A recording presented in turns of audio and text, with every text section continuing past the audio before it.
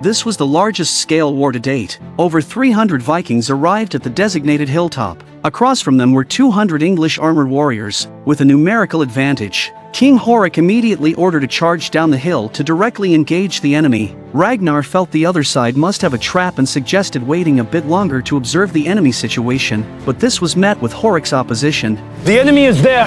We have the advantage of the hill. Forward! After all, Horik was the king. Ragnar had no choice but to obey orders. However, just as they were fiercely marching down the hill, another squad of soldiers that had long been lying in ambush also rushed out from another direction. No. Hey, the gods are with us! Forward! Move! Why are you stopping? Realizing they had encountered an ambush, Ragnar immediately ordered them to form ranks to meet the attack. Even in the face of a pincer attack, the Vikings remained fearless. After all, being valiant in battle and having a murderous nature was the true hallmark of the Vikings. They formed a shield wall to fend off the enemy's impact.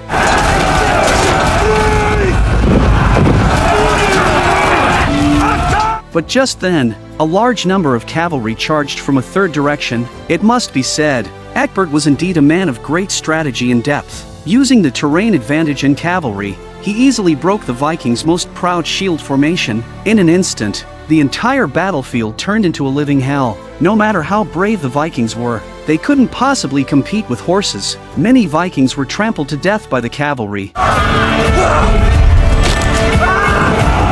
If you thought Egbert's strategy only amounted to this, then you vastly underestimated him. He signaled to the cavalry beside him to wave a flag, and King L's army also joined the battlefield. Faced with attacks from all sides, the Vikings no longer had the strength to resist. The entire army instantly collapsed. Seeing his compatriots dying and wounded all around him, Rollo understood that perhaps capturing the enemy leader was the only hope for survival. But just as he was striding towards Ethelwolf, a warhorse from within the ranks directly knocked Rollo to the ground. Seeing his most valiant brother fall, Ragnar's heart felt as if it were being cut by a knife. He desperately ran towards his brother, but encountered endless obstruction from enemy troops.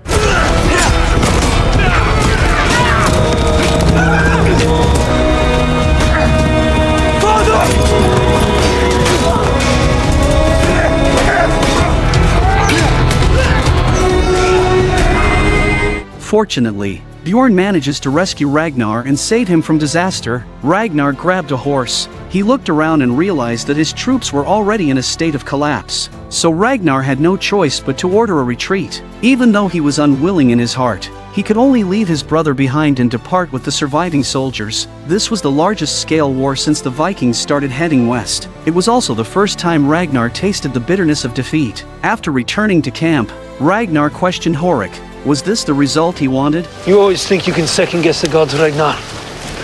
What happened today was fated. It had nothing to do with you or I.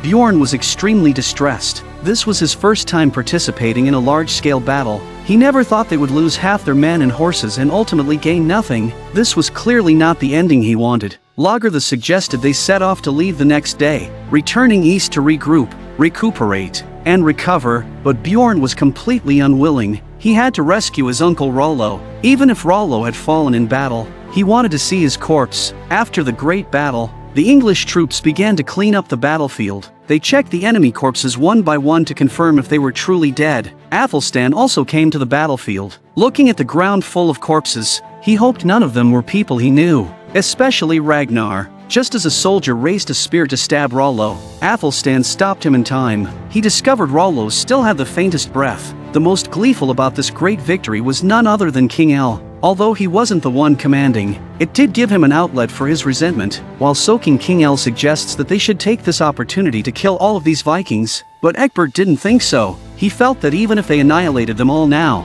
their descendants would still bring a desire for revenge and kill their way back. This way, England would never have peace. So to thoroughly stop their invasions, the only way was to negotiate and reach an agreement beneficial to both sides. Thus, Egbert proposed a solution that would kill two birds with one stone. In the meantime, King Ayla, buying the services of these Northmen as mercenaries will certainly help us to overcome Mercia. Elle also thought Egbert made a lot of sense, but who should be sent as a messenger? After all, the Vikings were in a rage right now. If the messenger went, it was very likely his head would be chopped off by the other side. Ethelwulf said they could have Athelstan be the messenger. Even if he was killed, it wouldn't matter, and so, Athelstan came to Ragnar's camp as a messenger. Seeing Athelstan again, Ragnar was very happy. Hearing the news Athelstan brought that Rollo wasn't dead, Ragnar was even happier. Athelstan explained his purpose. Egbert wanted to negotiate with Ragnar. Now that Rollo was in the other side's hands, Ragnar had no room to maneuver. Although Horik was unwilling, both Lagertha and Ragnar agreed, so Horik had no choice. After delivering the message, Athelstan prepared to leave. Ragnar went to accompany him for a stretch of the way. He knew Horik would use the same trick and kill Athelstan, so Ragnar used his body to shield Athelstan, preventing the hidden archers from shooting him. Ragnar put the arm ring back on Athelstan. They bade a reluctant farewell. The next day, Ragnar and his group arrived at the negotiating table. Since Egbert didn't understand the Vikings' language very well, he had Athelstan act as a translator to state the offered terms. The king will agree to pay you monies and/or treasures to prevent any further depredations of his territories. More importantly, he is prepared to offer 5,000 acres of good land for farming in peace. Finally, may I present to you Princess Quenthrith from the Kingdom of Mercia. King Egbert and the princess are willing to pay any of your warriors a fat fee for fighting for her. What about my brother? The king will agree to release Rollo upon your acceptance of his offer, and upon the safe return of King Aela. Ragnar and Lagertha were both very satisfied with such generous terms. King Horik didn't say much. After all, getting such a result after losing a battle was a blessing in disguise. Ragnar kept his promise and left over 100 Viking warriors here to become Quenthrith's mercenaries. The others followed Ragnar back to their territory first to recuperate. Before leaving, Ragnar asked Athelstan if he was willing to come along with him. After much consideration, Athelstan ultimately chose to follow Ragnar. Quenthrith, looking at these valiant Viking warriors, was already starting to lose control of herself a bit, because the Vikings were tall, averaging over 175 meters, while the English were relatively short. Quenthrith was unusually hungry for these sturdy, strong men. Those familiar with Quenthrith all knew what she was thinking. She walked into the crowd and felt up the Vikings one by one. Even Egbert was dumbfounded. No, I always knew I would love these Northmen. I should like to breed with them. I think we would produce giants. Not long ago, Ragnar returned to his territory from England. Although they had lost the battle, they had gained a substantial amount of gold, silver, and land as compensation. Countless bloody battles fought for the welfare of the people earned Ragnar the deep adoration of the tribespeople. This also made his position among the Vikings irreplaceable, even surpassing that of the Viking king Horik. Of course, all of this was seen by Horik, and one can only wonder what he was plotting. A few days later, Horik brought his wife and children to Ragnar's domain, and Ragnar, as a hospitable host, held a feast for Horik's family. Little did Ragnar expect that during the feast, Horik would announce before everyone that he was equal to Ragnar, which left Ragnar in an awkward position. What Ragnar did not know was that Horik's act was merely a test to gauge his reaction. Seeing Ragnar's silence, Horik continued, saying that while he had many daughters, Ragnar had only sons, and their alliance could be further strengthened through family ties. The party seemed to be a lively affair,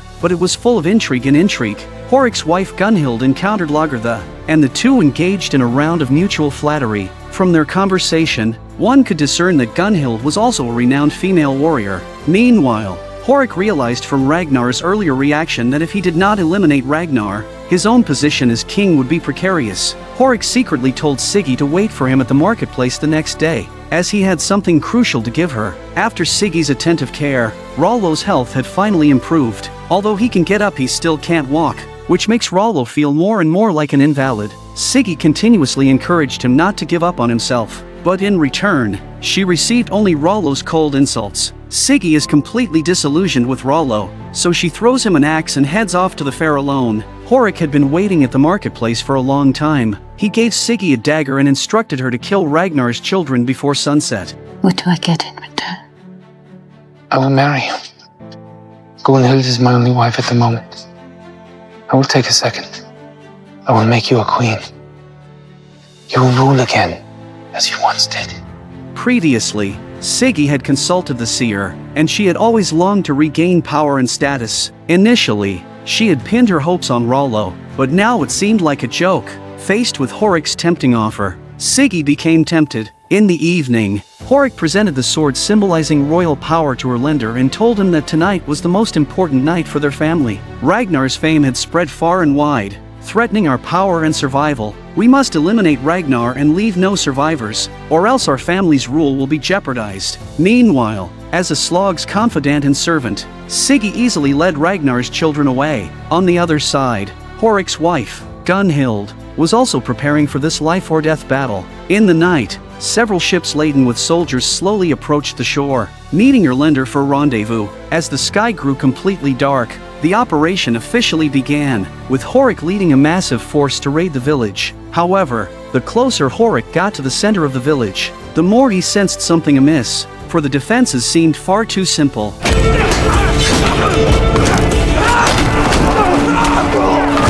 With little resistance, they easily reached Ragnar's council hall. Ragnar Lothbrok.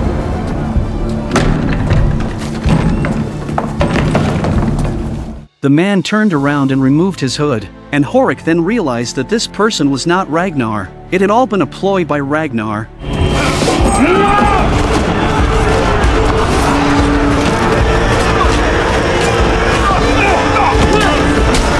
Meanwhile, Lagertha, leading a large force, annihilated the enemy forces outside and strode with authority straight toward the room where Horik's wife and children were. At that moment, Gunhild was preparing to go into battle but was blocked inside by Lagertha, and thus began the contest between the shield maidens. Although Gunhild was also a female warrior, her opponent was Lagertha, the fiercest of the Viking shield maidens. Ultimately, Gunhild fell by Lagertha's sword, leaving only Horik's children remaining. Ragnar knew that Lagertha could not bring herself to harm them, so he had previously instructed his men to let Lagertha leave after killing Gunhild. Ragnar also understood the principle of eliminating all potential threats, so these children ultimately met a grisly end by the axe. In the council hall, Horik's followers were all slain, and Ragnar emerged from the room. Realizing the tide had turned, Horik pleaded with Ragnar to spare his son. Ragnar looked at his own son, Bjorn, and ultimately softened. Nodding in agreement, Horik dropped his shield and knelt before Ragnar,